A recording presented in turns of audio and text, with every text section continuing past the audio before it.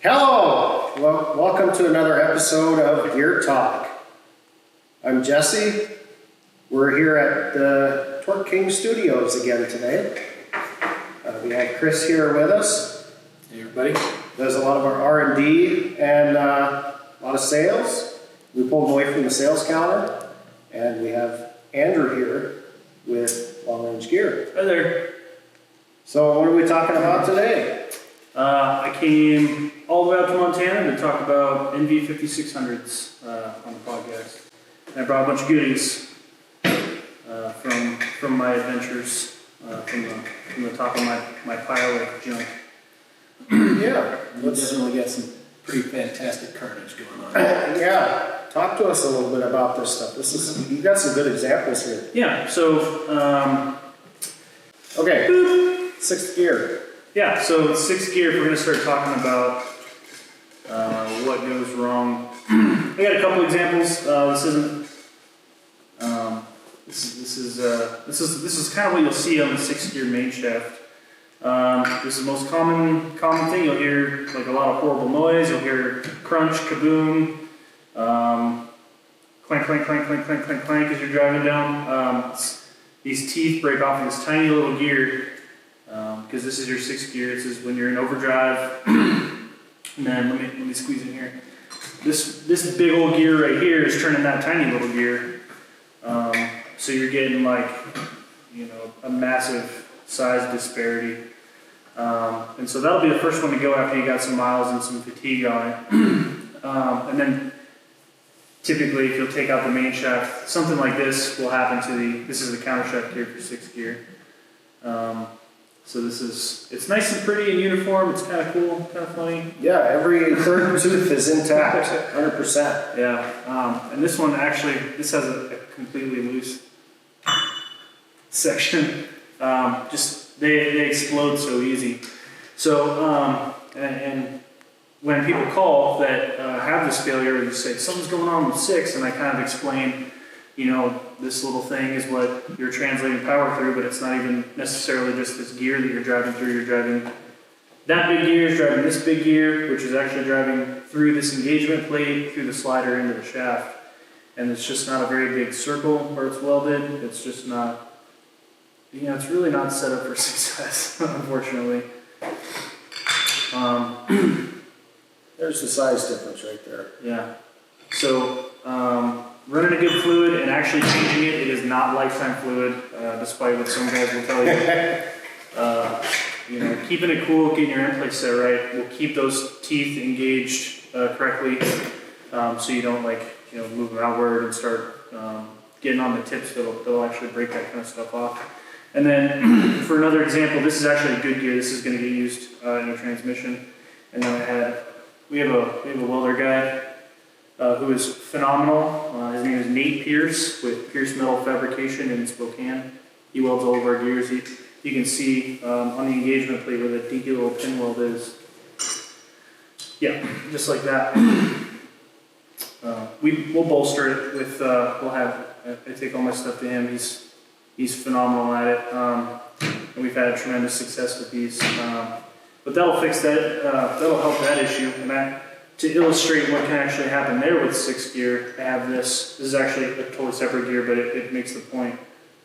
This engagement plate has got this, this little weld around this flange. These are actually two pieces that are manufactured and put together like that. Dinky little pin weld, and you throw enough power that comes into this thing, you'll spin those. So when you select this gear, it'll go into gear just fine. But then nothing will happen because you'll just be spinning this and the counter shaft will be like, It's like a double synchronizer. Yeah. And you could probably even let it go in gear for a little bit and re-friction weld that. Yeah, I mean, you can give it a try. Get it hot enough, it should be fixed. Yeah. So these are some good examples of some stuff you'll see in the fix we have for that one. Let's see, this is another one that's pretty cool. I bought this transmission as a core, and the guy said it locked up, and I was like, all right, let's see what we can get out of it. Running these low on oil, the rear bearing back there for reverse. Then this is a reverse idler and reverse countershaft. They're all in the back of the transmission. If you run it low on fluid, that's the first place it'll get starved, and you'll have something happen like this. In this case, this is obviously fixable. We do some stuff for like we showed in our video, where we clearance the case to allow a little bit better oil flow back there. That would have the correct oil level. Plus that clearancing, I probably would have avoided this altogether. And the real sad part about this transmission, when this went kaboom, it actually ruined the tail housing. Here's a picture on my Instagram of it. It split the cast iron, the giant, super heavy cast iron tail housing. It split it, which sucks because those are not made anymore. They're super hard to find. So when we start talking about oil and oil level, I'm going to bring this back into play. It's a good illustration. I think you're wrong about it being a lifetime fluid. It's just not exactly the kind of lifetime fluid that you're hoping. Yeah, it's lifetime. It'll last the rest of the transmission. Yeah, well, I guess let's keep that thing going. So here is a first gear that these parts are supposed to actually be able to remove, such as bearings, needle bearings. And then this is actually that big giant washer. It's been concaved and welded, and you can see these needles have been, I hope that camera's getting that, they're spun at 45 degrees. Another oiling issue, destroyed a shaft, gear, some other components, all because low oil level and deciding to just keep on sending it. And you'll get things like massive explosions or welds. So was this kind of a pain to come off, or did it just fall off? No, so this, you can kind of see how the needles in there are flat and shiny. That was welded. So there was a big pop. There's not supposed to be a big pop when you press that off, but there was. And like I said, I can't even remove like the bearing, the whole sleeve. It's a metal cage bearing, obviously that got split. Oh, it's centered onto the gear. That's centered bearing. That's cool. And that's a pretty heavy duty washer. You can see how thick it is on the inside, but it's, Oh, it's that thick on the outside too, right? Yeah, it's like It didn't get dished, yeah. Yeah, it's not supposed to look like that. So That's pretty exciting. that obviously, like, we're starting this off with a bang, talking about how important oiling is. So when we get to the actual topic of types and levels, keep those in mind when we're coming back in. One other thing that I also brought, this is just a typical reverse gear over here. Reverse gears, they're really, it's a big giant gear. The gear is not normally the problem. It's the teeth on the engagement plate where the slider engages to actually put it into gear. Almost every reverse is all wiped out like that. Would it work? Yeah, that gear would continue to work. When you start throwing these dual disc clutches in, it makes getting into reverse hard enough. And then you start rounding off your nice little house shape. Pissing off your slider. Your synchro's getting a little bit worn out. Like you're asking for frustration that doesn't need to be there. So I end up replacing the overwhelming majority of these gears as well. Looks like this is wiped pretty good on the other side here too. Yeah, and it's a little bit bronzed. So I'm not sure. I just grabbed these out of my bin. Judging by the nice color, these actually might have been from the same transmission. I'm not sure. Slight bronze. Nice golden heat treat. Yeah. Probably the additives in the oil, and we probably shouldn't be touching it, but we're not in California. Not everything causes cancer. Yeah. So this, not necessarily a cool story or anything, but it's just some kind of example of what can happen if you run it too hot, too low on oil. This one obviously welded the brass to the steel and ripped it off of the synchro. I mean, that's the best guess that I have. You got Titanic rivets right here. Yeah. So that's another cool little thing that happened.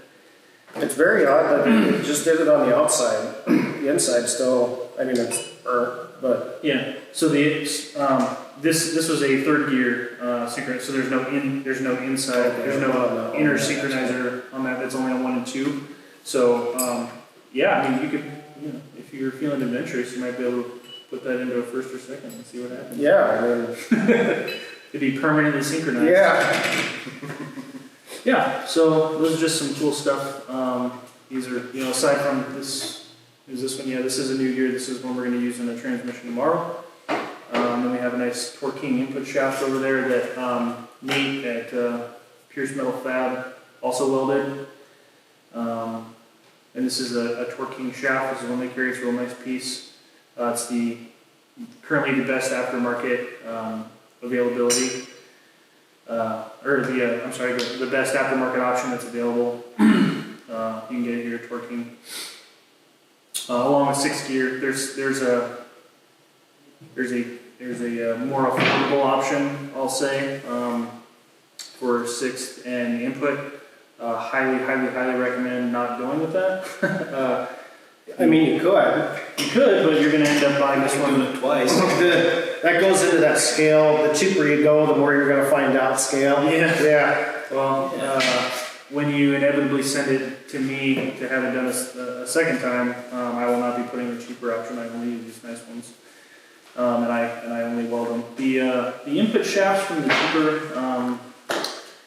manufacturer, they're actually not too bad in terms of machining and construction for clearances, but where you start to see the downside is in the weaker engagement plate and I've seen some really poor quality little pin welds, some that actually interfere with some of their components because they're just like splatter and stuff.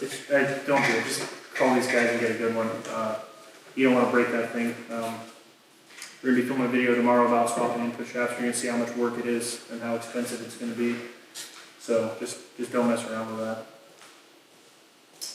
Yeah, so. What else we got here? So we're getting away from used stuff now.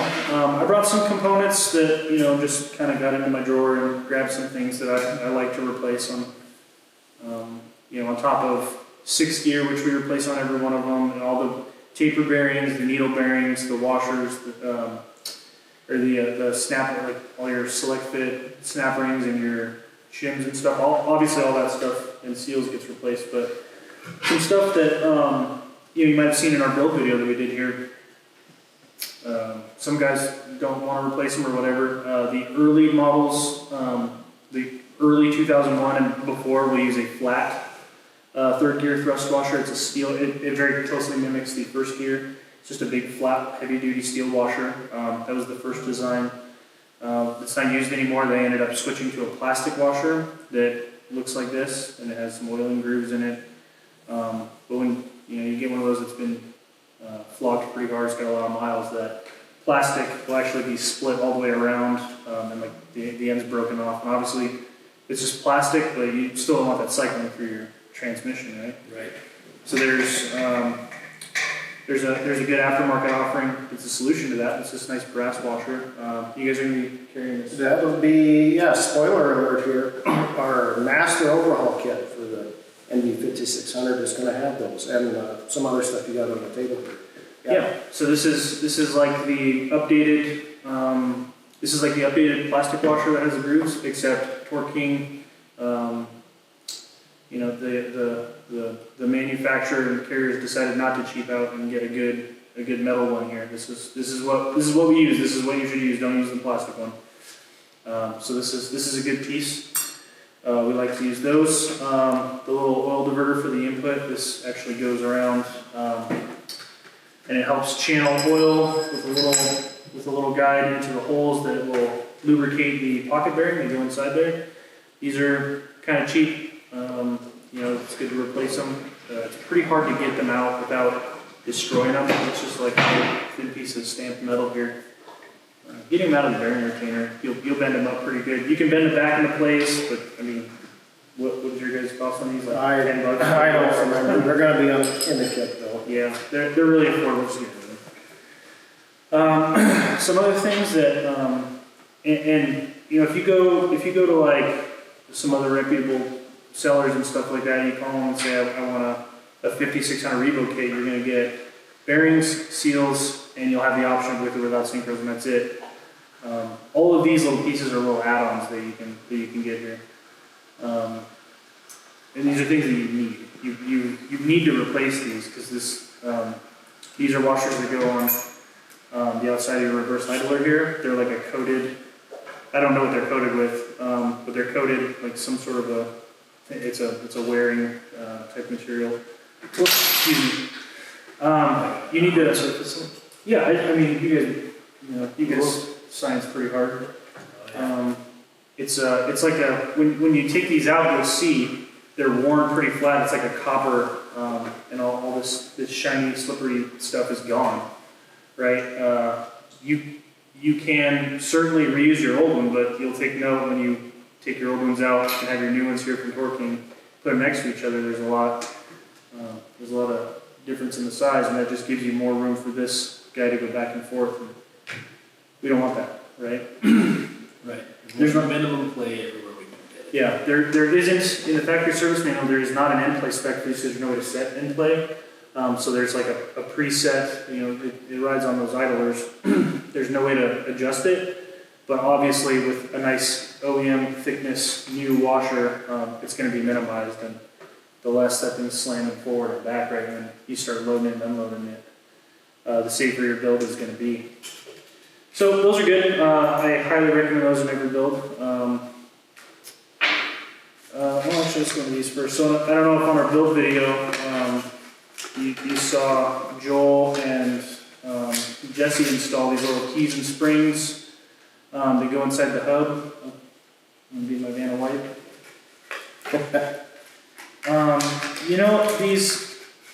These actual keys don't really go bad, right? And these little balls don't really go bad. They're just like a little steel BB.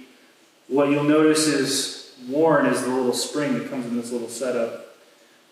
You can buy these separate. You can buy just the springs if you want to. The problem is when you're going to install them the first couple times or whatever, you're going to send these flying, and they're really hard to find when that happens. So getting a whole, these come in sets of three springs, 3 balls, 3 keys. You need 4 of them per transmission. If you send some of these flying, just if you can find these, find the new springs that's focus your attention to. If you got to reuse the old key and the old ball, that's fine. It's not like a wear item. There's not anything rolling on it. That stays stationary inside the slider. But the spring is constantly loaded and unloaded, like whenever you move the thing, the slider up and down. So those get worn out and compressed. So it'll aid with your shift feel. I do brand new ones in every single time I do a rebuild. And I reused springs and struts in my 4500 the first time I built it. Yeah. So I had to build it again. Yeah. And it doesn't normally cause a failure, but there's a difference between a nice, like after you just rebuilt something, having a nice crisp click. It wasn't the only thing I reused. I learned my lesson the hard way. Yeah. Well, it happens.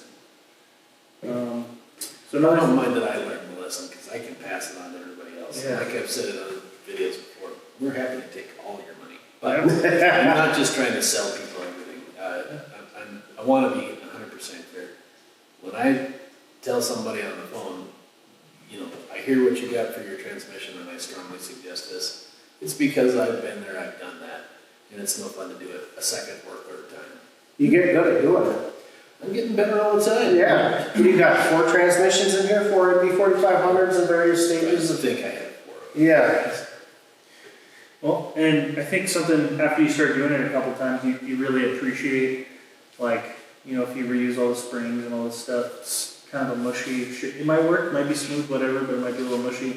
When you replace all these little things and it's a real nice, crisp, It is. positive. It feels fantastic. It feels great. You can't beat the feeling. When I finally put the correct transmission in my pickup with all the right new parts, and it just shifted like it was brand new, you can't really put a value on that besides Yeah. the wonderful feeling of finally it works right. Yeah, these things aren't light, and it's not easy to maneuver around, and it's definitely not cheap. So No, it was not fun stabbing that thing the second time. yeah. So Although you're right, I did get better at it. You never really regret doing all these little things to make it real crisp. You might regret it later on, when, after you got some miles on it, and you're like, oh, I should have done a few more springs or a few more whatever, These two little guys here, these are really important for a good positive shift feel, both for your side-to-side gate and your forward and back. These are your shift rail detents for both. There's one in the tail housing and one in the main case, and a little ball detent rides on the shift rail. And replacing these will, you got a 300,000 mile transmission, you'll kind of feel it just kind of go, kind of mushy. It's like the only way I can think to describe it. But with some new springs and a sticking on a plum. That's a great analogy. So what's a new crisp one then? What's a good? Stepping on apple maybe? I don't know. A honey crisp? Taking a bite out of a fresh apple. Yeah. That crisp, solid. Yeah. So if you want that, replace these springs. It'll be a nice positive detent each side and then forward and back. Feels real good. I suggest doing these. We put one new in every single new build. Another thing that will help your shift feel is having a nice fresh rubber spacer. Like the gear oil soaked old one that you're going to take out is super soft. They get pretty squishy. Yeah, and obviously the corners are supported by your little spacers and whatnot, but there's just a little bit more flex. I don't know, maybe. Yeah, there's a one of little those things I hadn't really considered, but when you talked about that in the last podcast, it made perfect sense. And they're cheap. It'd be a good idea. Yeah. They're it's a cheap addition. Yeah, the problem with that, it's not much flex because you do have those spacers in there. And, it might just be a few thousandths, but once you get up to the end of your shift level, it's a little bit, yeah. And we also talked about how much can leak out of the shifter assembly, all those sealing surfaces. If you got that old one, you'll see it's like permanently indented with your, if it's your shifter. If you got if there's any room for seepage there, like of oil, it's constantly having oil flowing against it. It can leak. It definitely can. And over, the course of however long you decide to not change your oil for, you can get down quite a bit of fluid. And I'm not saying that a leaky shift spacer would cause that, but you know what I mean. You know the point I'm getting to. So I like these. Another thing, we replace all these as well. A nice new pivot ball. The one that'll come out of your transmission is probably pretty flattened. All smushed and stuff like that. You really got to be careful pulling these out of a 5600 bell housing. You got to use some heat. If you just try to yank it out, if it's like your OEM transmission, and you just go with 3/4 on there and yank it out, it'll likely break this, and that is a really bad day. Especially if you're waiting until after you've rebuilt the transmission to break this off, because it's pretty hard to take that whole transmission to a machine shop to have it done. So try to pull the stopper out when you have the bell housing free. Throw a bunch of heat at it on the outside of the aluminum, you can pull it right out. When you go to a dual disc or something like that, the manufacturer may tell you to remove the washer. So when you put it back in, use a little bit of anti-seize. That way, in case somebody eventually does go to a dual disc or change back to a single, they can add or subtract the washer as they please. You want to talk about these? So we've got the OE style brass here versus a newer fiber version of the synchronizers. And what's your personal experience with these? So you'll see these that have the vertical lines is the OEM type of design. These are actually really good. Shifting at higher RPMs can be a little bit troublesome depending on your fluid. But these work really well. They last a really long time if they're cared for. But like I said, again, where you start seeing a little bit of it's not even really a downfall, but if you want to drive in a spirited manner, you start getting up there in RPMs, these will fall short. Whereas these aftermarket fiber ones, it mimics the material that's used in the 4500, the currently available 4500 reman stuff. You know, and those are great shipping transmissions. You know, with the nice carbon fiber. So this company was able to mimic that in a 5600 ring, and I love them. I'm a huge fan. Synchro mesh and redline MTL work really well with it. You can even use MT85 if you want. It's a little bit better shifting with the MTL. But they ship like stock right out of the gate, like, you know, low RPMs, just driving around as normal. And then if you decide you want to wrap it out, you know, have a little bit of fun with it, or say you're pulling a grade and you know, you want to bring the RPMs up real high.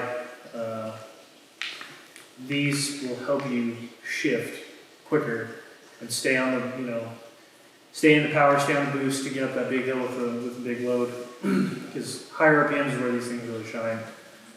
Down low, I find it pretty comparable to stock. Everybody whose transmissions I've installed these in, they like them. They like them a lot. They say they're really smooth shifting. So that's what we use pretty much exclusively, unless the customer asks otherwise.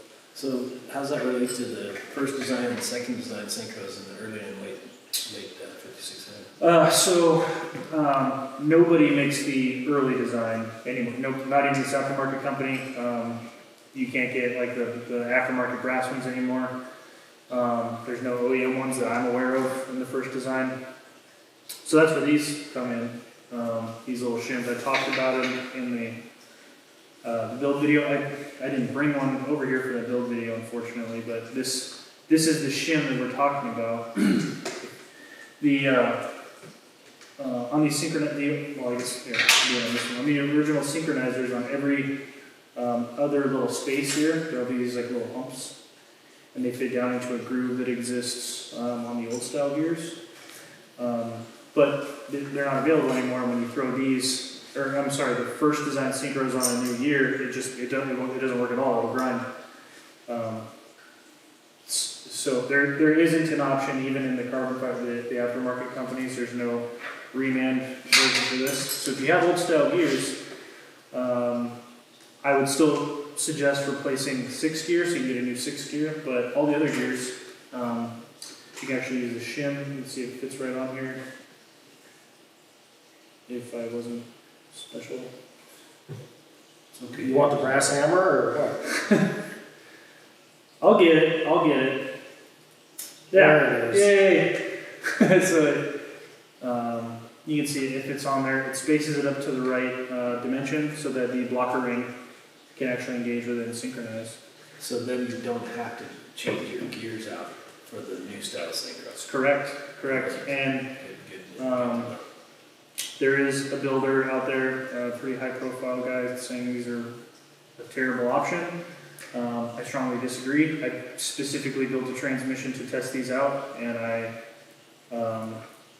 used old gears because they're field style gears, but I used old, like half decent used stock synchronizers, not just on a new synchronizer. I used old used synchronizers, old bearings, like all of it. Like I basically made an old transmission with these shims, with new style synchronizers, and it works flawlessly. It works fantastic, and I've got plenty of miles towing and driving around and abusing it, and it works great. So I'm signing off on these. You don't need them on first and second gear because of the inner blocker ring. The first and second gear aren't spaced off of the gear to set the depth. First and second gear have an inner synchro that will squeeze both sides of the synchronizer, so you don't need this on first and second. Even if you have old style gears, you can just throw new synchronizers in. You don't got to worry about this. It'll work just fine. But 3, 6, and reverse. Unless you replace 6 gear, then obviously you can see you need the standoff. That profile fits this synchro just fine. So yeah, That's certainly good news for the guys that have got that. Yeah. 99, 2000. Yeah, early 2000s. Yeah, this is a big money saver. I don't know what you guys, I don't know what your guys' price on this is. I don't know. You know, they're pretty inexpensive. I don't remember offhand. But our kit is gonna have those for an option for the guys that do have Yeah, an older it's transmission. substantially cheaper than it here, so. Yeah, yeah, It's, oh my god. it's a fine option, man. I'm signing off on it. So, yeah. I think that covers about everything on the table. We wanna cut to some questions. As always, in transmission podcast, you're going to be asked about cryo treatments, which we address a lot of them in 4500. Is there anything you want to touch on the 5600? I mean, nothing really changes. You know, the company that we use does cryo micro polishing, and it looks all pretty and stuff like that. The thing you have to consider is that these transmissions already can handle a ton of power, especially if they're built right. You probably don't need cryo unless you're doing some sort of motor sport, like sled pulling or whatever, drag racing. You're putting a heavy load on it. But if you do want it, and it looks really cool, it's awesome. It'll help keep your temps down and everything. It's about 30% more strength. The shipping cost to get it to our cryo treatment place is obviously way more for this than a NV5500. So just keep that in mind. You know, a lot of guys get some sticker shock when they ask about cryo, and then I tell them kind of what it's going to run for this. You do have better long-term wearability, I guess, with it, even if you're not turning stuff up. And of course, you know, Dan the Deerman was in here a little bit ago and was talking about that earlier, how his thoughts on it were, a lot of people think you can just exponentially increase your horsepower, and that's why he didn't really recommend it, because really, you know, you're at the kind of the design limits. It does increase the durability and the wearability, but it doesn't mean you can put 2,000 horsepower through it and it's gonna hold up. Well, as you're saying, obviously the 5600 has a better ability to take the torque, and so that's reverse in the 5600? Yes, that right. Versus reverse in the 4500. And it is and this is first gear, right? Right. And like these gears are massive. Yeah, They're grab it first gear. And it's like heavy. Yeah. Jesse keeps threatening to bludgeon us with these, and Yeah. we run away very scared. And you know, first gear on the 4500s is pretty sizable too. I mean, it's no slouch, but I mean, we're talking like, I don't know what they actually weigh, but 4500 is a strong transmission, and I mean, we're in a ballpark here where like fractions of an inch make a massive difference. And look, we're talking about like a whole inch almost, you know. And Just about. Plus it's a They do. I mean, 5600. and then the size, you know, the size of the shaft, kind of similar, but like the meat on these teeth and the thickness from the shaft out to the gear, they're huge. Like they're really strong. I really love these transmissions. They're so strong, and when they're built right, you know, they can take a lot. Cryo treatment is awesome, and if you're going to do some sled pulling or something like that, I would definitely recommend it. There's not a whole lot of like characteristics that change between the two transmission models. Just, you know, a lot more shipping cost.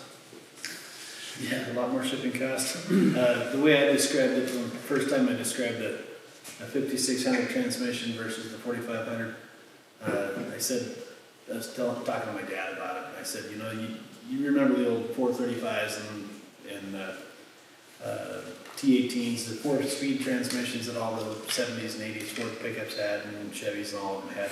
I said, that was a pretty good sized transmission. And then you look at that NV4500, and you're like, now that's a transmission. That's definitely a bigger transmission, and it's very obvious that it's a lot larger. And then you see that 5600 and you think, does that belong in Kenworth? Yeah. It's a massive transmission. before the podcast is over, maybe we should set one of those 4,500 cases next to the 5,600 just Yeah. to like give a basic. Yeah, we got the complete one over there. Yeah. And also promote our video we plan to film tomorrow where we do some comparison with 5600, 4500 and ZS stuff. Yeah. Oh, right. Also, we've gotten several questions about first gen swaps. Is there anything unique that needs to be mentioned about first gen swaps? I believe the adapter plate would be something you got to swap from the first gen adapter plate. Other than that, I believe the clutch will bolt right up. Hydraulics, I've never swapped into first gen. Transportation bolt right up. Should be pretty straightforward. I can't think of anything that would be different. The cross member, obviously, for, you know, Right, you're gonna have to move your cross member back on the first gen to Yeah. fit that extra length. Yeah. And then maybe floor shifter location. I think that is, I think it was a little bit different. I think we've got a 360 back there, we could always measure the length, but yeah, I'm pretty sure that is a little bit different. Yeah. Basically, when you go to do it, just use a little bit of, just measure twice, Yeah, cut once, double check clearances. and we do have that floor pan kit too, so you can put your square hole, you know, you can cut a little bit bigger hole and then let you get it up into the tunnel and slide it back and forth so you can get it in and out. And I think you guys used one of them, or maybe you didn't use one of them in that build. I showed it to you in that, the last video we did on the 5600. But you can unbolt that plate and then you've got, you know, a foot of travel room and then you can drill that plate down exactly where you need it for the shifter. That'd be a great idea. Other than that, it should be pretty straightforward if you're doing a conversion. Should be able to figure out, you know, the other minor details. Drive shafts as well. Drive Driveshaft lengths will change quite a bit, yeah. But I think if you're going from, what is it, the 518 or a G360, you'd be real happy with a 60. That's a fact. You'd be real happy. And even if you're sticking with your 205 in a conversion with the NV5600, it's a real good idea to replace that front drive shaft for sure. It's probably got 7260 joints in it unless you've already upgraded, and they're fairly small. They're not the worst thing in the world, but I would go to at least a 1350 joint. We've got the stuff to swap the yoke on the Dana 60 front axle, and Dana 60 and 70 and 80 rear axles as well, and we can get you all bigger joints for that. But if you're going with that much more, 1410s would be the good way to go. We've got top of the line 1410 high angle, 30 degrees for the front shaft if you got a big lifted truck and really cranking on it. We got plenty of ways to make that work too. But definitely go to at least a 1350 with something that big. If you're looking at just using the 5600 for towing and you're gonna pull, you know, out of the snow and mud from time to time in 4-wheel drive, you definitely want to have a bigger joint on that front shaft. And I just thought about, like, is there a heavier drivetrain to put in a Dodge than a Cummins, a 5600, and a 205? I mean, what a lot of guys have done, we've recommended like Eaton 6 or more speeds. Those are pretty heavy. The thing you run into those is, you know, we don't have a two-wheel driver in it, but you run a divorce transfer case. A lot of guys used to run a divorce 205. We've got a divorce kit for the 271s.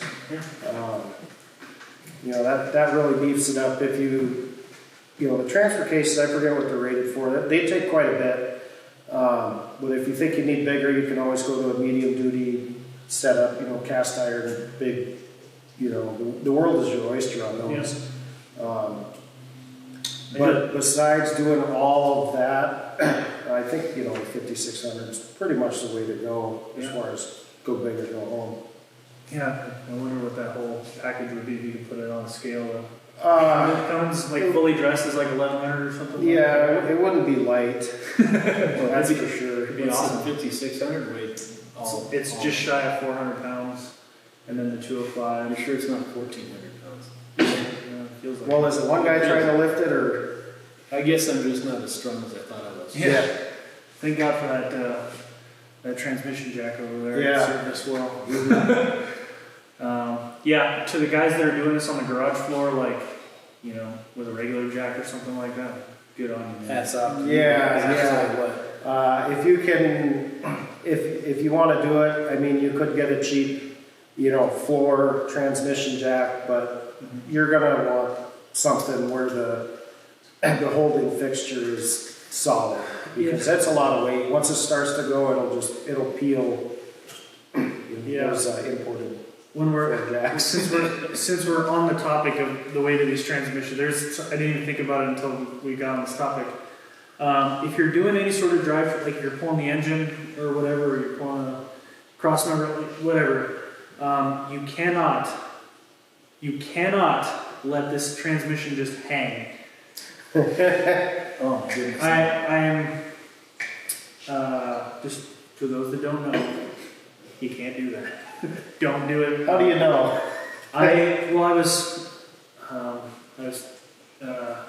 try to say this. I don't want to disrespect the seller or anything. But a guy had a 5600 posted for sale. It was pretty far away, but you know I'm always interested in cores, so I asked him to send me some pictures, and he sends me. He didn't have it hanging off the engine, but what he did is there was the cross member for the transmission was in place. And he had a 271 transfer. He was in a square body Chevy, and he pulled the motor out, and he just let the whole thing hang, and it was supported from the cross member was the bottom piece, and the 271 was pushed up against the body, and it was just hanging there. And I was like, I mean, why would you do that? Like, just don't do that. Don't do that. Don't do it on either end, especially not hanging off the motor with the aluminum bell housing. Right. You know, No, you're asking for disaster to strike. yeah, and you were just recently looking for a bell housing. Like, did you have any luck finding a bell housing anywhere? None at all. Besides me? Yeah. None at all. So what'd you want for a bell housing? Depends if you're buying a rebuild or not. But if you just want me to send you a bell housing, arm, leg, maybe One firstborn. Maybe the firstborn, if the firstborn's old enough to put the work in the shop. I need somebody super otherwise. man. Price them up and then send them over. It's very expensive, so don't let it hang. You have to support this transmission. Do you guys want to take a short break and I'll start a live while we answer the rest of these questions? Alive. Yeah, just a short Instagram live. Oh, okay, yeah. Some questions. So if you guys want to get up and do anything, you can do that, and then we'll just Yeah. take We'll be back after these commercial breaks. All right, we're back from break now. Where are we at? We with questions now, or? Yep, we're leading on with some questions. If you Okay. guys have any questions, you can put them in the chat. We have some ones that you guys have previously left for us. Worth the spot from the NV5600 on a cost and then reliability standpoint. I mean, I'm pretty biased. I love 4500s, but these 6-speeds are amazing. And I would say all day long it's worthwhile because these things, if they're treated right, you know, I've taken them apart with 400,000 miles on them and they look great. Not to say a 4500 can't do that, but I mean, come on, man. Yeah. So, how about this? What is the biggest advantage in the 6th gear? Because you still have about the same overdrive. Yeah, it So is. where is the bigger split that helps? Is it that 2, 3, 3, 4? Fantastic question. Actually, we should talk about that. So a lot of people think that, like, you know, guys talk about just getting a 6-speed. They think that it's just like a normal 4500 and then you shift again. Not quite. It's a ratios game where first is about the same-ish, and then overdrive is the same. And then instead of having those really big RPM drops between second, third, and fourth on a 4500, it's a lot tighter. It's a closer ratio 6-speed. So like when you got your 5-speed truck and you're hauling a bunch of stuff and you're going up a hill and you gotta max out your, you don't got governor springs in your P-pump and you're just struggle busting the whole way up and then you shift and you start bogging and you can't quite make it. 6-speed eliminates all that. But a nice quick little shift, a couple hundred RPM, you can keep your power going, keep your boost up, keep accelerating up the hill.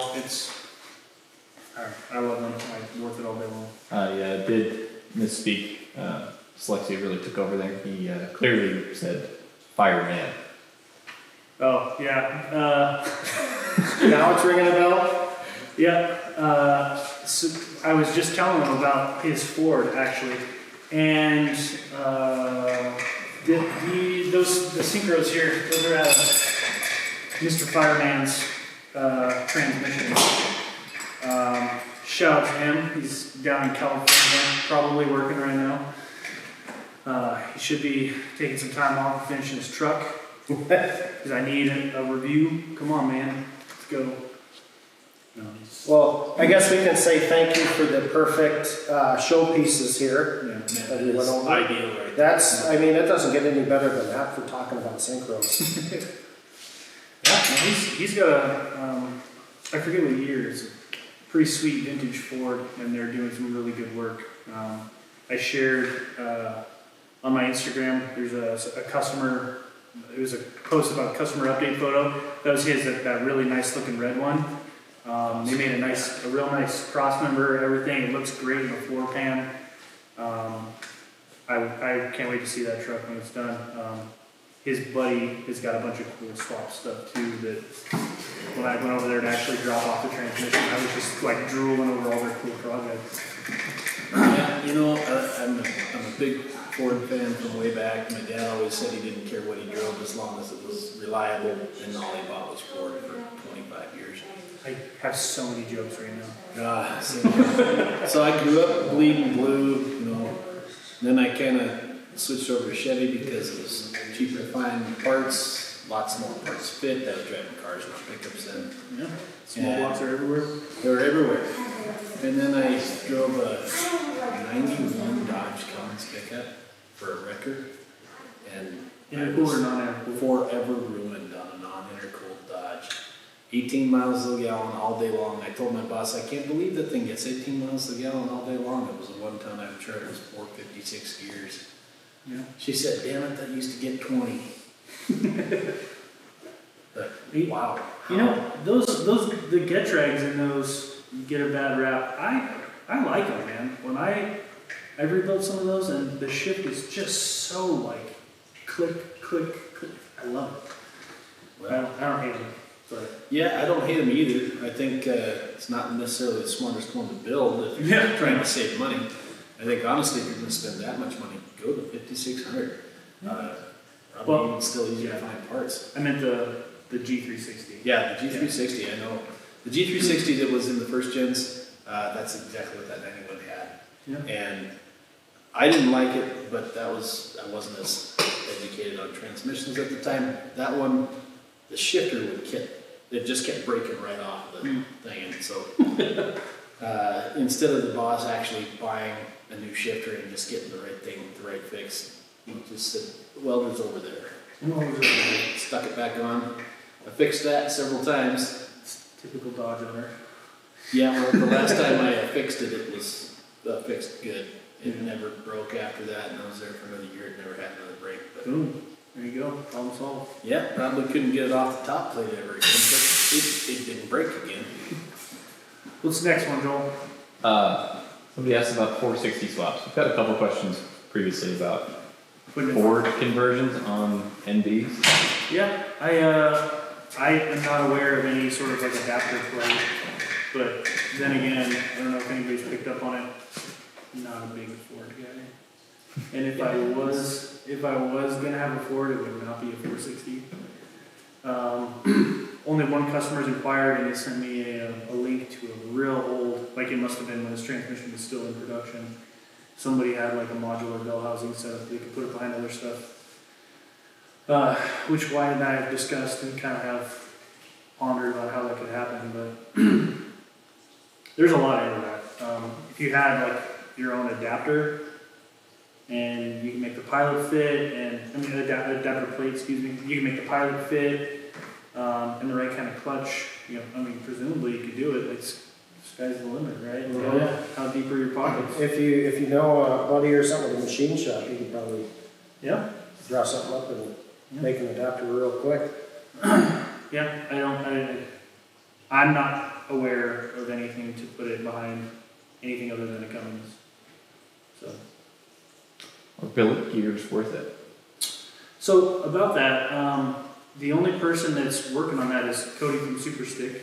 He's posted some pictures about it. He's got his G56 gears in the works, and he's supposed to pick. I don't know. I don't talk to him. I don't know him. I've never had a conversation with him. So if I'm speaking inaccurately about where he's at with his development, I'm sorry. I'm not meaning to do that or talk about his business or where he's at. I'm only saying from what I know from the social media posts. He did post something about a billet input that he was in the process of machining, which is awesome. And he said the gears are not far behind. I look forward to seeing that stuff. Yeah, it's probably going to be expensive, but I mean, this is just like a machined cast piece. When we're talking about like a good billet material, I think the internals are no longer going to be the failure point of these transmissions, and guys are going to be able to put some like multiple thousands of power through it before we start splitting cases and splitting bell housings and stuff like that. Currently, though, to my understanding, his input shafts and gears are not available yet. Nobody else makes them. There is no other billet option. He's the only one working on it. He does have billet gears for the G56. I don't know if they're actually for sale yet. Nobody else makes one for them either. There was somebody making billet NV5500 main shafts at one point. It was us. Oh, It was us. Of course, that was part of the fifth gear fix yeah. when that was Yeah. when the OE gears were still available. Yeah, so there's I want to say they were like Enterprise something or another. It was like a performance forged billet thing for sled pullers. It was either an input or a main. It could be. It was one of those two, and I know they went out of business a while ago, or at least stopped doing that. So there isn't anything billet available as far as until Cody releases his, which we're all eagerly awaiting. That's going to be awesome. But until then, your only strength increase is cryogenic treatment. And then obviously selecting the correct aftermarket gear to do that. Pretty much nothing stamped, no gear stamped AT, I would suggest. Some of the shafts are only available from them, and they're good, they're fine. But steer clear as best you can from the 6th gear or input AT stamped. Everything else is pretty good. Send it to cryo. That's the strongest setup you're going to get. So, If you had to choose one transmission, would you choose a ZF6 or an NV5600? why? I mean, again, pretty biased. I would instantly choose a. You waited more than 10 seconds to say instantly 5600? Well, I would choose a 5600, but I don't want to make it sound like the ZF6 isn't great. I mean, it's the only manual transmission for these that has an oil pump, right? And you can keep those oil temps down substantially, and that dramatically increases that transmission's effectiveness. It's a great design, and the steeper helix. I mean, the synchronizer and the gear, like they're very similar between a ZF6 and a 5600. Steeper helix angle and stuff on the ZF6, but you have that cooler, and those things just last, man. I mean, granted, they come behind Ford, so obviously they're not putting any power through it. Right? I'm K-Ford, guys. We love you. The only thing I got to say about that is if a DIY guy went to rebuild it, the ZFs probably have a little bit less special tooling than the 5600. Yeah. You will still need a press setup. You still need press, pullers. Still on the ahead of the jig to put it all together. Set it back Of course, the ZFs, the newer ones, have that center plate that everything kind of goes in there. The 5600, you got to have. You don't have to have, but boy, is it handy. Special jigs to kind of hold everything together. Yeah, you'll need this for the ZF6 to get that rear bearing set up off. It's an OTC 1041. This sucker will pull stuff. And you know what? Like, I found myself using this for a lot of stuff. I got a 66 C10 that I'm working on that I pulled out of the field. It's been in the field for 27 years. and I went to pull the rear drums off of it. I tried, they were completely rusted on it. It's been sitting without a bed on it in the elements in Stevens County, Washington for damn near 30 years. Crazy winters. They were frozen on there. So I put these on this is the shortest thing. I put it on the long, I was actually able to get it around the drum and put this in the center, and it bent the drum like backwards. Yeah. And before it eventually popped, and damn near hit me in the face. But like this thing will bend those. OTC knows what they're doing. I like OTC stuff. No doubt, they do make some fantastic tools. On the topic of tools, another one of the questions we got is what sort of work aids do you recommend for disassembly? Like a stand, heavy hitter trans? Oh, so you got your stand there. I'll grab that too. Is that puller fixture or the removal fixture handy, or is that? Yeah, I can grab it here. Probably one of the most important things though. That. Yeah, a big press. You got it. Yeah. You literally cannot do this without one. I mean, some people have claimed to do it with a 20-ton, a little Harbor Freight 20-ton. I've broken gears attempting that. And on top of that, some of them you can't even attempt because the Harbor Freight 20-ton, the support rails are too close together. You actually can't fit the gear setup. I tried one time like spacing everything up, and I used like an old set of the rails from some forks off of. Oh yeah, yeah. Yeah, on the farm we just found some random forks that were out there, and so they were kind of a straight thing, and I fixtured them real close, and I ended up bending the pins on that little press. I posted a picture of that too. They're like bent, like 30, 40 degrees, something like that. So a real press, this one's real fancy. I prefer like a hand crank one because then you kind of get a feedback through the pump when like you're pressing stuff on or pressing stuff off. You kind of get a sense of it. And this thing's super nice, but I feel like you could probably break things a little bit easier with the pneumatic version. This has the gauge on it. So you can watch that. So you can kind of watch, I found that real helpful. The one we have at our machine shop, we built similar capacity. It doesn't have a gauge, it's kind of a hit or miss if you got to finish something off. All or nothing. Just grab tools, don't mind me. Grabbing some more tools. Oh, get a good shot of this Harbor Freight box up there. Danger Ranger. This is my travel kit that I also use at home.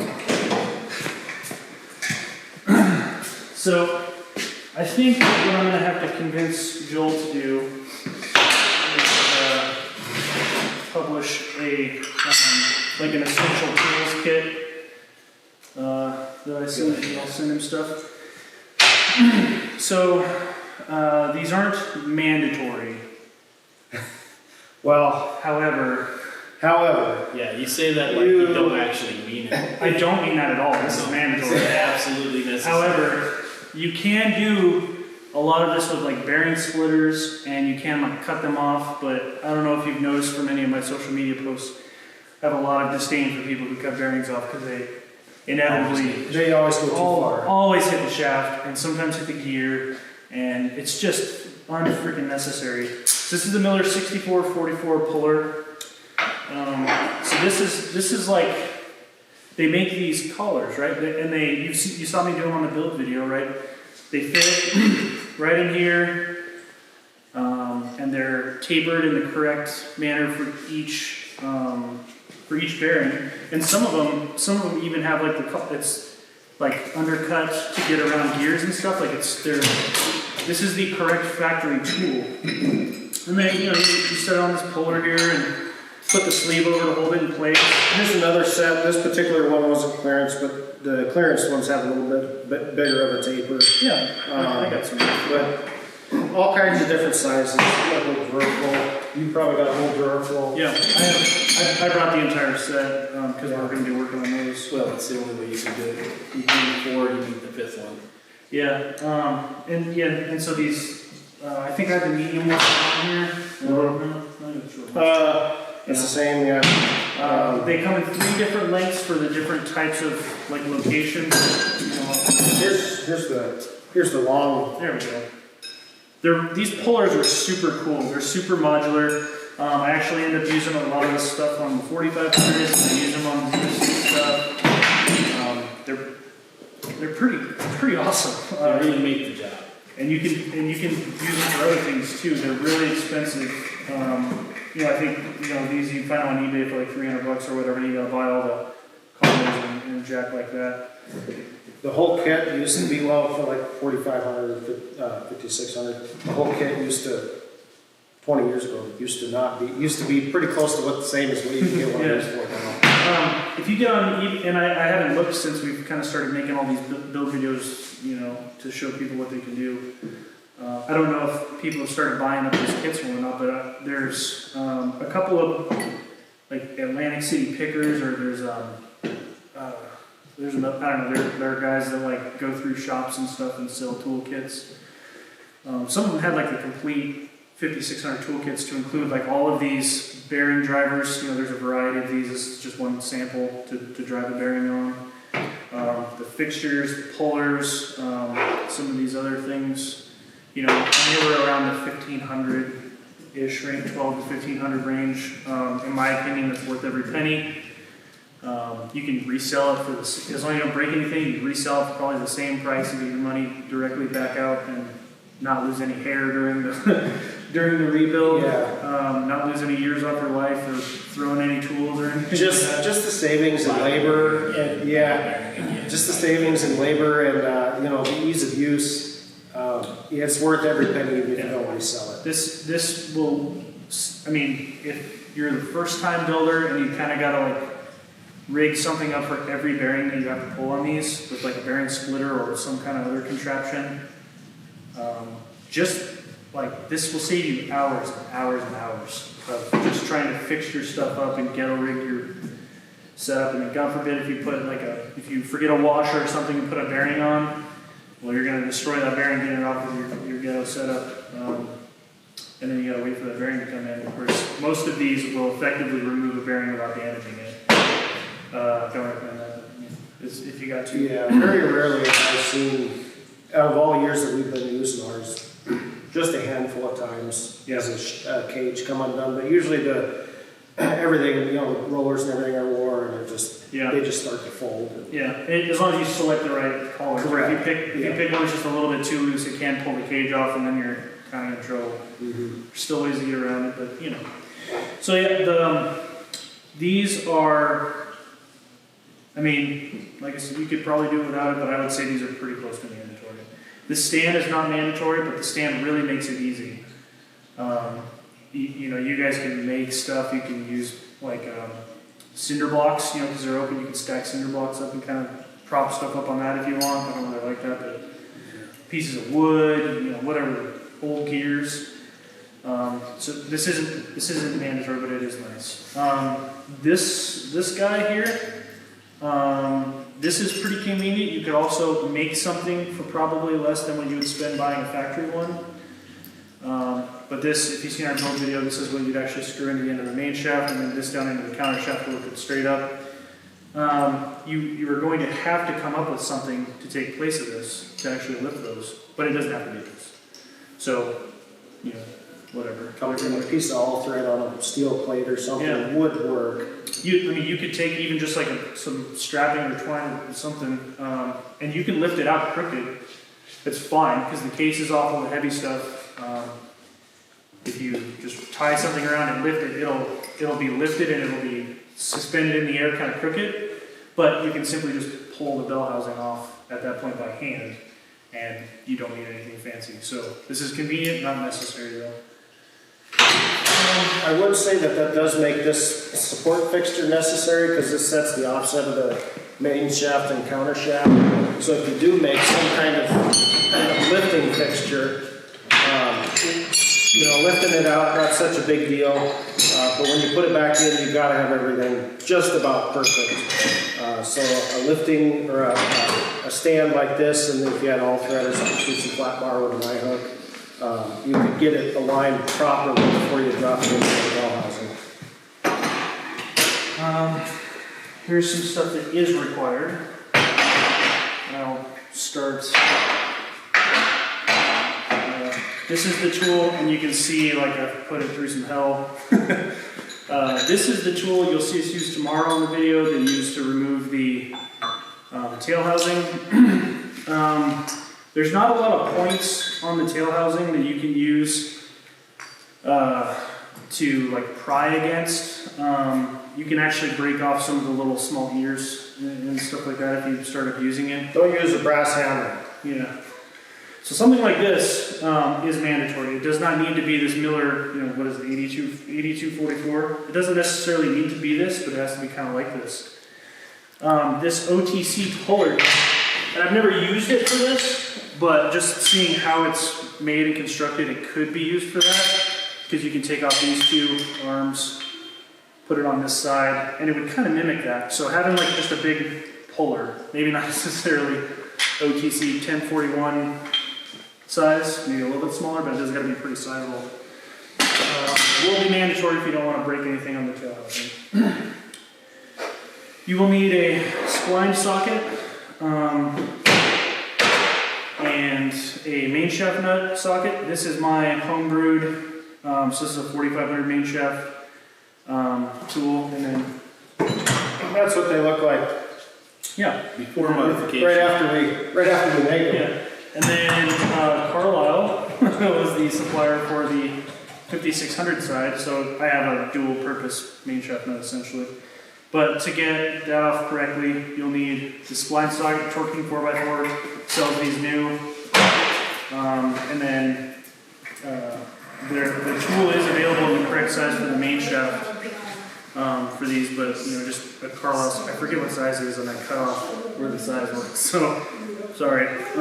We can measure the main shaft nut, I guess, if you want.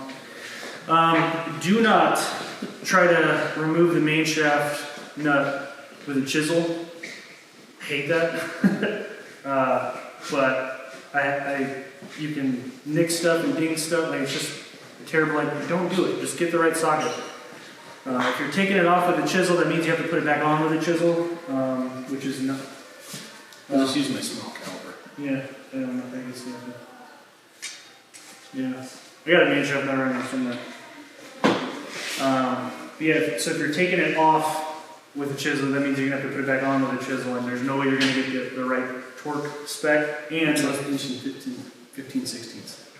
Sound right? I want to say it's a little bigger than that, but I mean, if that's what you're getting for a measurement, then yeah, That's it's gonna be it right across the flats there. Maybe it's right at 2 inches. That's right at inch and 15 sixteenths. Pretty close. Anyway, so get the right tools for this so you can actually do an effective torque. Those main shaft nuts are one-time use only, so don't do stupid chisel stuff. Small caliper in the comments. Then when I bring a big one out, it takes two people. Yeah. This is a Miller L4518. You could probably come up with some other kind of tool to pull the input shaft. This is for the bearing that goes in here for the pocket bearing. This is the race puller. You could probably come up with something. You can use a regular blind hole puller on a slide hammer. Yeah, I haven't really. I mean, obviously you guys got more stuff here than me, but the commercially available blind hole pullers don't go quite wide enough. You need something a little bit bigger. I've got some coming that actually go pretty big. Yeah. Well, there's only a couple of companies making them. They are very expensive. We'll see how they work, but Yeah. Okay. We need something then for that. Yeah. I really like these. Pro tip on the blind bearing puller. There's a lot of stuff that I bought from Harbor Freight that I'm perfectly happy with. That is not one of them. here's since we're on that subject, we'll just see if this kit has that size. So this is just a cheap Amazon kit. We've got good wide hole puller sets at our machine shop up in. But of course they don't want to let those go, and I needed something. But this is it. This little slide hammer. We made an adapter to. No, these would work. Yeah, that goes big enough. Yeah. We made. I think. We had some guys that had never welded before, so we just made coupling nuts to go to our big slide hammer. We've got that one. We've got a bigger one, and then these these threads are real dinky. And you can see that they're well used. I mean, they've earned their $75 whatever that. And they don't have, you know, the size jump is pretty big once you get these last few sizes. These ones are pretty close. But, you know, there are cheap sets that you can make work, you know, with an actual slide hammer, not this little shake weight thing here. That's about to say the same thing. I tried it once and that's all it took. Sure, once. Yeah, I think this size would probably work. Is there a brand? No.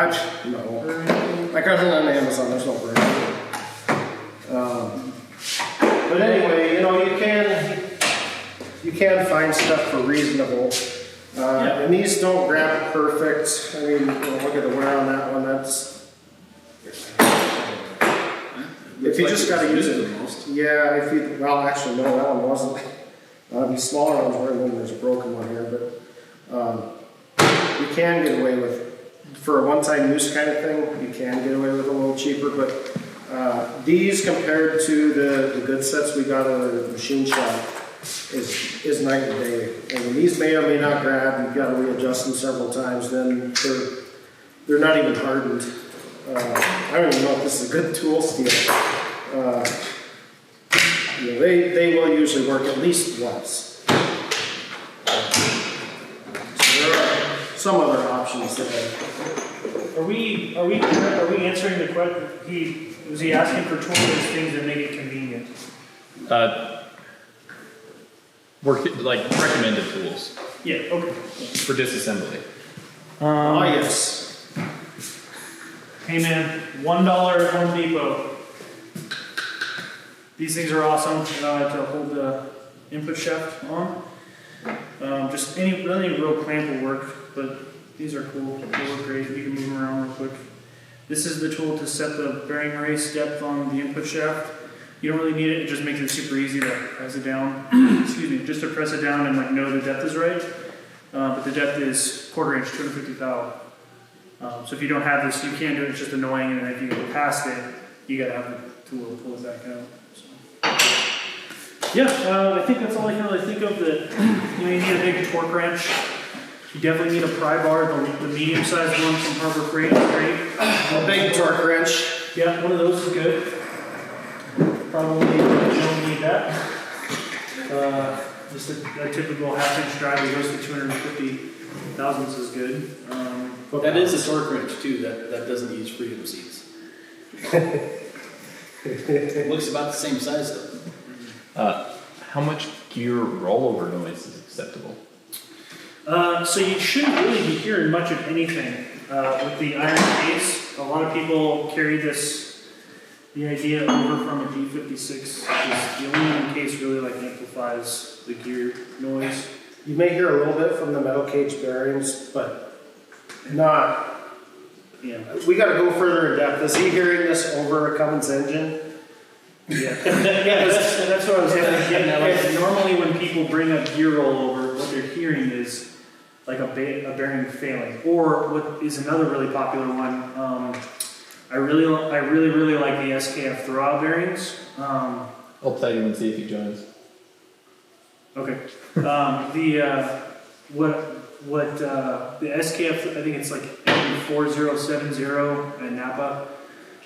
It's a really good throwout bearing. It lasts a lot, but it is a little bit noisy. Sometimes you'll hear that. I actually had a customer think it was a warranty issue, and I drove all the way down to him and went to check it out, and I was like, that's your throwout. He had a very quiet truck, so it was a little bit more pronounced. But being in the aluminum housing there, it just made it loud, right? As far as noise from inside the transmission, if you're hearing like a loud, a well-built, like in good health kind of condition transmission, you shouldn't be hearing much of anything at all. Bearing noise, like from a feeling bearing, or if you use the wrong fluid or like dirt or something got in it, and you know bearing's going, you'll hear that. If 6th gear, if you chipped, if you didn't take quite this much off. You know, if you maybe just broke part of one tooth, you'll hear that. That's the noise that you'll hear. Makes them certain. And you might think it's it may not necessarily be super loud, but it'll be pronounced enough that you might think it's rollover.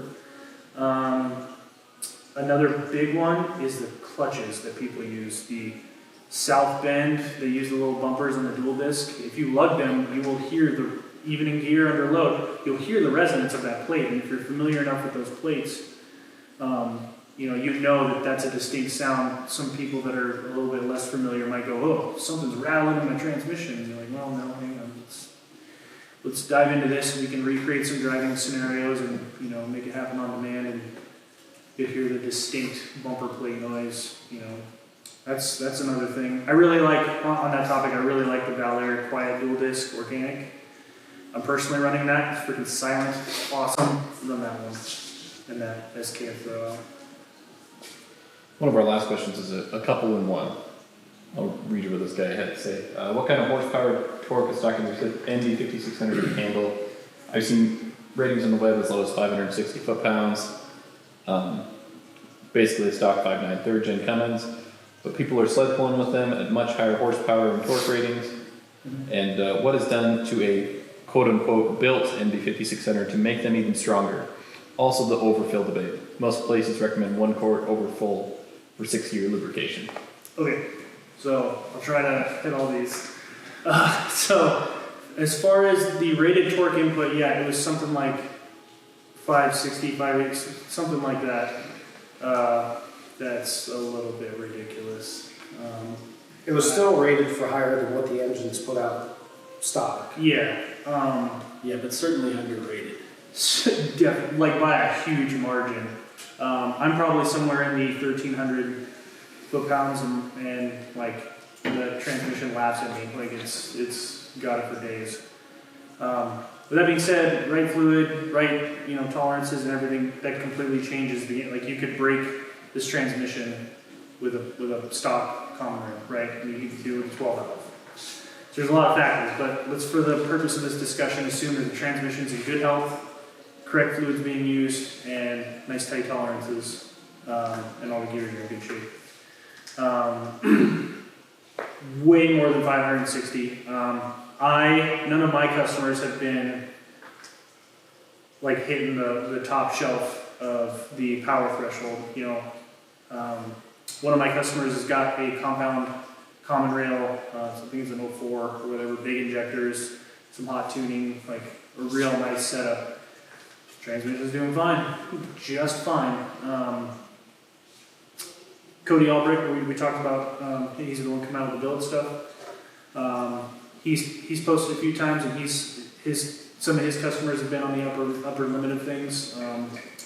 I might be misquoting him here, but I believe his post somewhere is he started seeing failures in the bell housing at about 1,500 horsepower. Again, if I'm misquoting him, I'm sorry, Cody, I don't mean to be doing that. I just distinctly remember that number. And it made sense to me because these transmissions can take a lot. The rate of delivery, obviously, like if you have a ceramic dual disc and like 354s and 40-inch tires, obviously the power threshold is going to be a little bit different. It's under a different kind of stress. So if you have a good clutch matched to your intended use, axle ratio, final drive ratio, basically we'll call it, axle and tire size combined for the final drive ratio. This transmission can take a shitload of power. You start mismatching stuff that kind of gets thrown out of the way. Well, the 4,500, Dan says in there that a 600 foot-pounds is about the limit of that transmission for daily driving, 600 foot-pounds. Clearly people have thrown more at it. I saw on a Facebook post real recent that Wyatt was putting, what is it, 1258?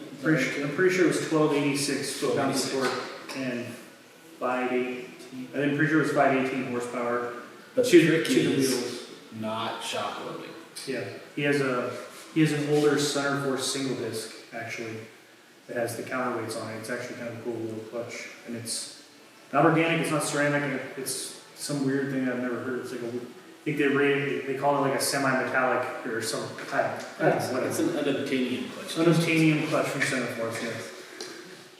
Yeah, the rate of delivery, shock loading, how you apply your power, what kind of power we're talking about. Like, if your boost has got a build and your power rolls on, that's fine. If you've got, Like you welded your wastegate shut, probably not a good idea. yeah. Well, I don't know, man. I think an HX30. You're doing it right. Yeah, I think you'd be fine there. One person in the chat said, quote unquote, beat theirs like a redheaded stepchild with loaded trailers, never had an issue with 300,000 miles and it's 750-ish horsepower. My man, love it. Right on. They also Sounds like a said- good truck. Proper gear ratio and driving habits definitely are a big deal, like Andrew said. It is the biggest deal. And Absolutely. I very, very clearly displayed that 6 gear is the weak point. 6 gears for overdrive cruising is, you should not be towing. If you've got a heavy load, do not go into this gear. Stay in 5th and use 6 gear smartly, intelligently, and you'll have results like that gentleman was saying. Like, you can beat the hell out of these. I will say at that mileage, if it hasn't been broke into before, you might want to, just for the simple fact that your bearings they're gonna have some miles. They got some miles. There is a lifespan to a bearing, that's for sure. Yeah. It might be wise for him to, 300 whatever thousand. Might be wise to pull it out and at least set his end play again. At least do that. Certainly. Rebearing wouldn't hurt. Yeah. I know a lot of guys, that use their truck can't have it down for the time period meant for a rebuild. So if you're just trying to make this thing last, reset your end play and reseal it up and change your fluid. I think he's still got some life left at 300,000, but these things are tanks, man. They're no joke. Yeah, no. I couldn't agree more. It's just a massive transmission. So let's see. He was talking about torque input, and then I'll give you that. More like what was the next phase of questioning? Okay. Overfill. And then I had a question about fluid, which you've already covered that, and about different synchro styles, but you also Yeah. cover that. The people slip pulling. So with just the plain brass synchros, there's not a necessity for a whole lot of additive differences, as long as it's something that's not going to affect that yellow metal. Yeah. But the MT85 with the frictions on those updated new synchros, I think that's a brilliant idea. I had a customer send me a long-winded email today about a 4500, said he was going to go with the brass synchros, and I could not disagree more. It's not a good idea. I understand the desire to go that route because with the NV5500, if you don't want to spend $100 on a fluid change, you can get plain old gear oil and work with the brass synchros, okay, but it's not going to ship the same. You're not going to be happy with it. It's not the way to And go. those carbon synchros on those are cheap, right? I mean, Yeah. and if you use good redline MT85, that stuff lasts for a long time, right? Change your fluid, change your fluid. 75,000? I mean, No, do not do that. you can go pretty far. I probably wouldn't go that far, but like what an annual oil change? Like, come on, man! Like Right. an Maintenance is annual, worth the cost. an annual transmission fluid change. Yeah. I locked your phone. Sorry. Can I answer the next phase of his question? He said, what goes into a built NV? Built in 5600 in Overfill. We also got more information on gear rollover. Okay. Below 16 to 1700 RPM, under very light load, the trans has a crazy loud rattle. Is it from the twin disc clutch question mark, trans, or something else? My NV4500 didn't do this. Okay. I'll answer. Can that listener also advise which gear, if it's in all gears universally or if it's only direct drive? Yeah, he's in the chat. Okay. If you want to jump back in and then answer this one, and then I'll let him get back to it. Yeah. So let's see. The next, what's in a built NV5600? We've covered that there are no billet options yet. They're coming. Eagerly awaiting Cody's developments. A build set, it's going to be kind of the old school tricks. Like welding your engagement plates. If a customer wants it, we can weld all the gears. We don't normally do 1 and 2 because they're massive. We can weld all the gears to help stiffen those up. We do some modifications to the bell housing countershaft and some stuff to enhance oiling. That'll help the 3/4 shift a little bit.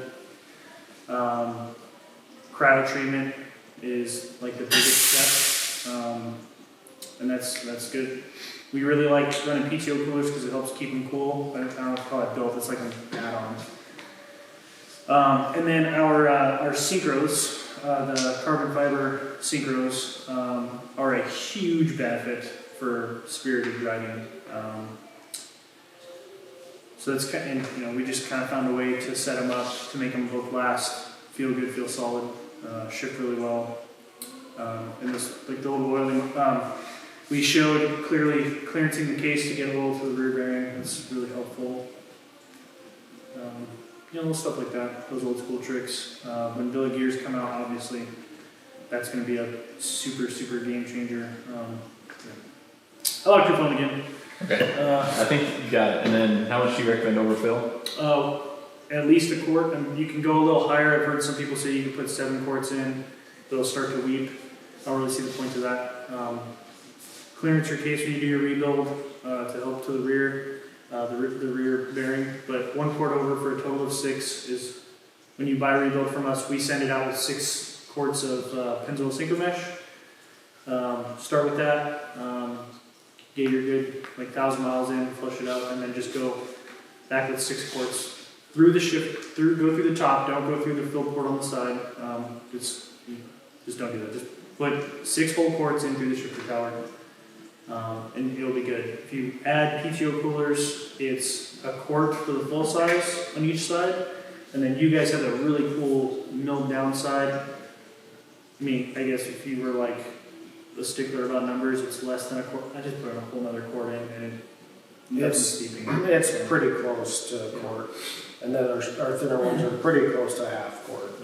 Yeah. I mean, you're talking a few ounces off. Yeah. So if my favorite combo is the full size on the driver's side and their milled down side on the passenger side, and then I just dump 8 quarts in. No leakage, no seepage, nothing like that, and it works just fine. We did get something back from Phoenix. It's in all gears, but worse in 3rd and 4th, and it's worse when it's unloaded versus loaded. Interesting. Sounds like some crazy resonance issues, but I would kind of need to ride in it to see if we got a problem. I have noticed the crazy dual disc, like he's running like one of those South Bend like ceramics or something like that. Both when you're like just cruising or you're in neutral, the sound will be there. If you're loaded and putting torque through it, the sound will be there. But if you're in that weird mid-range, they can make some noise, but to the ear they can distinguish the clutch sound. It's pretty clear just to somebody with a trained ear that's clutch and not gearbox. Make sure your rear output bushing for your drive shaft isn't getting loose, and if you have a center bearing in the rear drive shaft, make sure that's not doing anything either, because it's kind of the same way when it's when you're parked, it's not turning obviously, but when you're at a light load, they get room to wiggle around. When you're at a heavy load, it kind of torque loads them to one side, and when they get real bad, then it'll be real bad. But check that too. It might not even be directly transmission related. Yeah, and the reason I asked if it was all gears or just 5th gear, because if it was direct drive only and it was making that, then we're talking about some end plate issues or like an input or an out. The main shaft rear bearing or the pocket bearing, there's a problem there. But if it's doing all gears, I'm kind of inclined to think that there's another problem, or it's coming from somewhere nearby. There's a lot to diagnosing manual transmission. They're very simple gearboxes. There's a lot to diagnosing exactly what's going on with it. Sorry, go ahead. One more question and we'll close it out. What is your preferred way of checking fluid level after overfilling? I've seen some aluminum PTO covers that have the fill plug an inch or so higher than the factory one. So the reason I say do it through the shifter level, or the shifter holes, there really is no way to check your fluid level. Like, yeah, you have a sight glass, but that's not going to fall right where, There is a suggestion, gets a little dicey with the thread pitch of the fill plug, but if you could come up with a way to have basically pieces of pipe with a 90 that come up and then put a T or something there with a sight glass in the end of that is higher. Like a hydraulic tank.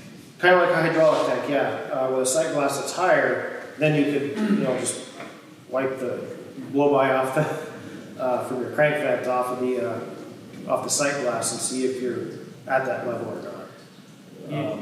That'd probably be the easiest way that I can think. I would say the easiest is just drain your transmission, fix your leaks, and then put 6 quarts in. There's that too. Yeah, And then we're done. Yeah. If you have a leak, I'm not going to sit here and advise you to like create a dipstick through the top or like do anything like that. My only advice, my only recommendation, and my only direction to you: fix your damn leak. Fix your damn leak. And then to make sure you get a good accurate drain, you'll get a lot of fluid like left in the bottom. If you look at the contour of the bottom of the transmission, it can hold a lot still. So to get a good effective drain out of these transmissions, you can jack up the back end. That'll get as much forward as possible. If you want to figure out a way to get, I believe it's the passenger side that's slightly lower, you can kind of get it up on a hill or position it in such a way that the lowest part is the side that you're removing the bolt from. You can get the most drained out that way. And let it drip for a while, because all these bearings and stuff, they're all going to retain a little bit of oil. If you let it just drip overnight, you're going to get as much out of it as possible. And then seal it back up, make sure you don't have any other leaks, and then put 6 quarts in through the top and go drive your truck. That's, if you have a leak and you have to be checking your transmission fluid, stop and fix your leak. You are asking for trouble. You're inevitably going to go too long, or the leak's going to get worse on a long road trip and you're not going to know it. You're going to cause a lot of damage. And I just hate making those phone calls to guys and saying, like, hey man, you ruined everything. So I hate being that guy. Yeah. I'm not always that guy, by the way. Yeah.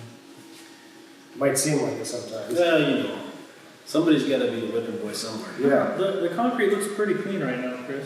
I think you must have fixed it, Well, right? We washed the floor since he was in there. Or he has to park outside. Yeah.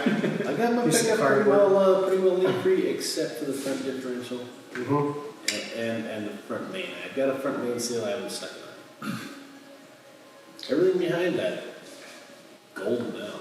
Any closing? Everything behind that's already come out and been on this table Oh, at least once. This is true. Any closing remarks? You guys be sure to check out Andrew at Long Range Gear. Yep. If you, one thing I did want to mention to some of our listeners, if you are going to rebuild your own 5600, I can set up input shaft.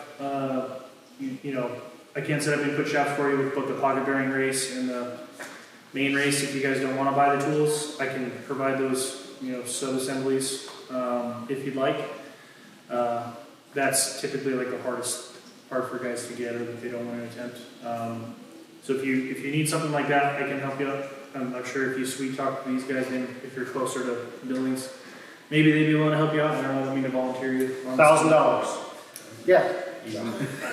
$950. Yeah. We'll give you this. Plus shipping. Yeah. So if you are going to attempt this on your own, and I encourage people to give it a try, we can do that for you.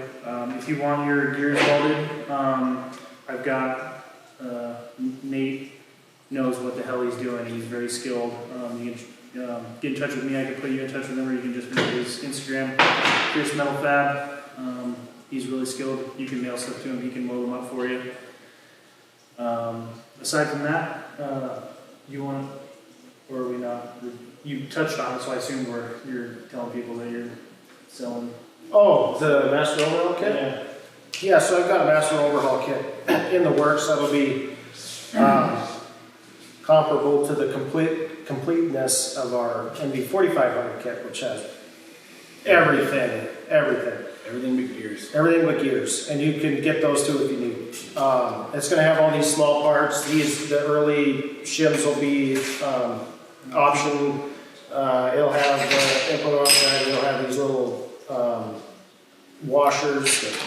I think I got a 6th gear added into the kit. Not welded, but we'll see what we can do. It's got the carbon synchros. I think I put a new spacer in. It's going to have all the springs, both the detent springs and the strut and spring kit, which there's not really any kits out there. The washer. The brass washer with the little grooves in it. You're gonna have It's going to have a new shift ball. drop down options. There will be, we're in the process of upgrading the back end of our website, so I don't know what it'll be once we get that done. But yeah, it'll be either drop downs or radio buttons that you select, like none of these or a set of these. And the synchros, at least the friction part, I'll include. I was thinking about the sliders and stuff too, because they can get, the teeth can get worn. Where's that one? I don't know that one. I didn't bring a slider. Well, but I mean the gear. Usually if the gear is worn on the teeth for the slider, the slider is going to be worn too. I think I was going to have an option for that. Or at least include a couple.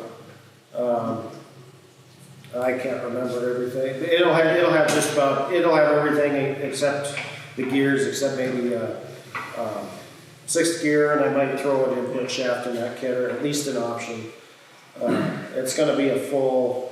It'll have probably an option for the shift rail bushings. They usually don't wear out. I've got them just as a part of that kit now, just as I'm building it, so I can get a picture and everything. Oh, it's going to include the spring, right? Yep. I touched on that. It'll have all the slider springs and keys and balls. And So basically, when you go to any other place, any parts house or truck parts supplier, anything like that, when you ask them for an NV5600 rebuild kit, it's going to be BK492. It's just like a Transtar assembled kit, but it only includes tapered bearings, seals, and synchros. It doesn't include needle bearings. It's going to your kit's. it's got the needle bearings. I've got most of that kit pulled. We might even we might even touch on that tomorrow on our next video. Yeah. So when you go anywhere, when you say I want a rebuild kit, they're going to give you that very incomplete setup. So basically, what they asked for some of my input. They've seen these things built. They're creating what everybody thinks of when you say I need a rebuild kit, which is everything. It'll be a master kit. Yeah. So I'm super excited about that because I have to go like a bunch of different places to get everything. Make sure everything's in stock everywhere, and it's super annoying. So one part number, one button, one-time shipping. I'm thrilled about it. So we're gonna do as much as we can. Now, like with our 4500 kits, we do have the tools, the spline holding wrench, the main shaft nut wrench, some other things. Unfortunately, with the 5600, when you get into this stuff, it's not something we currently make. It's kind of in the works, but so is every other. I don't know if you visited our website. We got a lot of stuff going on. Maybe at some point. I could have the spline wrench as an option. That's ours. Yeah, this is yours. Yeah. So it's the same for a 4500 and a 56. It's the same output spline. So if you have one of those, then you're good. Yeah. So tooling won't be as complete as our NV4500 kits. A manual, we also got in some of our NV4500 kits. Our manual, written by Dan the Gear Man, was here earlier. Left before we began this podcast, but Skillfully put it at the camera. yeah, skillfully, yeah. He hasn't been on camera in 20 years. We've been making service videos anyway for 20 years. And as far as the book, I guess it's really going to come down to me, and we'll see what I can put together. that won't be a right-of-way thing with all the other stuff we got going on, kind of like making the tools. But eventually I hope to have something, and of course the video we did a few months ago, that's up on YouTube now. That's pretty good. That gets you a majority of what you need. You can always get a hold of either one of us and pick up the finite details that may have been somehow missed and just explain them. I have an electronic copy of the factory service manual. I'm happy to share with anybody. The problem is that it sucks. Yeah, It sucks real bad. we do have that as an option as well. That's the reason that Dan did. Yeah, we do have that option as well. That covers most of the information. We do have the factory service manuals up to, what, 03, 02 or something for Dodge. Pretty close to that, yeah. So it'll have the early version of the 5600 in there. Not great, but if you're somewhat mechanically inclined, it'll probably be enough to get you most of the way there anyway. The factory service manual basically says take it apart, put it back together again, and then it gives you an end plate spec. Yeah. So you get way more from the video that we made, and some of our tech tips on our YouTube. You'll get way more from that than you don't bother spending money on the factory service manual. At least that's my opinion. If you want, don't let me dissuade you, but I don't think it's worth it. I think that just about covers what's going in the kit. It's going to be everything that needs to be replaced is going to be in there. Yeah, that's going to be great. There's even a few things I had to come up with that we have to make. I can't or get elsewhere. I don't remember if it was plug bolts or plug or pocket screws. Or I can't remember. I have to look at my list, which is it's pretty long for the 5600. Yeah. So we're gonna have that covered. Transmission. Yeah, that's just one transmission. The only reason why it's not out yet is a few of these oddball things. We're just making sure we get the right vendor for, and we're just waiting for parts to come in. It's like everybody's having a hard time getting parts, But I've got 98% of it already pulled, waiting to get a picture as soon as I get the last 5 or 6 items in. And then it'll be ready to go for everybody. And we might even have a few variations. We'll have that master kit for everybody, and then rebuilders like yourself that you might have some spare, like the sliders or something from other transmissions where most of it was junk, so you got a couple extra sliders that are in really good shape. You don't get the sliders or some other parts that are not commonly wrecked. So there will be shop rebuilder versions that don't need a lot of the stuff that's not commonly bad. But for the end user, the DIY guy, it's never a bad idea to replace it anyway. You're already in there. If you've seen that video, it's not an easy thing to get into to replace one thing. So it's going to include the correct sealants and stuff, right? yeah, I do have the correct sealants. Which is not RTV. Yeah. 3 tubes of RTV, the big tubes, yep. No. I don't have the correct sealants, the correct thread retainers. There's 3 or 4 different chemicals I think I got in that. Loctite, like sleeve retainer, and all that. And Oh, god damn. Even better than I thought. Yep. So it'll have all the right chemicals to do the job. And shims and stuff for all that. It'll have the shims, it'll have the snap rings. So if there's basically anything except for hard part damage, it's going to. Your It gears, sounds to me like it's covering everything that I. most of the gears and the shafts are the only thing that aren't going to be in there. So we're pretty excited. It took me a while to put the kit together, but we'll have the most comprehensive kit out there. Now that I say this on the internet, somebody will probably beat me to the punch. But part numbers made. Yeah, part numbers already made. Just waiting on a couple onesie twosies, and we'll have her out there. That'll be good. That's going to make a lot of people happy. It will. Go ahead and close us out. I think that covers it for everything we got here. Any last remarks or anything? No, if you guys like the video that we put out and all these other videos about NV5600 stuff, let them know so we can keep doing it. I can keep having excuses to come up with billings. Yeah. Yeah, please. It's been really great having guys call the shop. I get a lot of calls on the shop, just guys who want to ask a question or something, end up talking for a bit, and you know, that's always fine. I don't mind answering those calls at all. I know they don't mind either. No, I would love to take a call. Yeah, we typically, between all of us, we get your question answered. Yeah, so thanks for watching all of our stuff. I appreciate it. Check us out on the Instagram. Check them out on Instagram, YouTube, The Book of Faces. MySpace. Yeah, my face and Spacebook. Yeah. Yeah, help us out anywhere. Anybody you've got friends that are into the same kind of stuff, working on their transmissions, working on their trucks. Do us a favor, share us around, let everybody else know. We're getting a little bit better coverage on everywhere we go, and every little bit better coverage is a little bit better sales for us, and it gives us the opportunity to do stuff like this and get a 5600 kit out. We're pretty excited about it. We're glad to be growing that. Cool. Well, thanks everybody for watching, and we'll see you on the next one. Shout out to Joel for making this.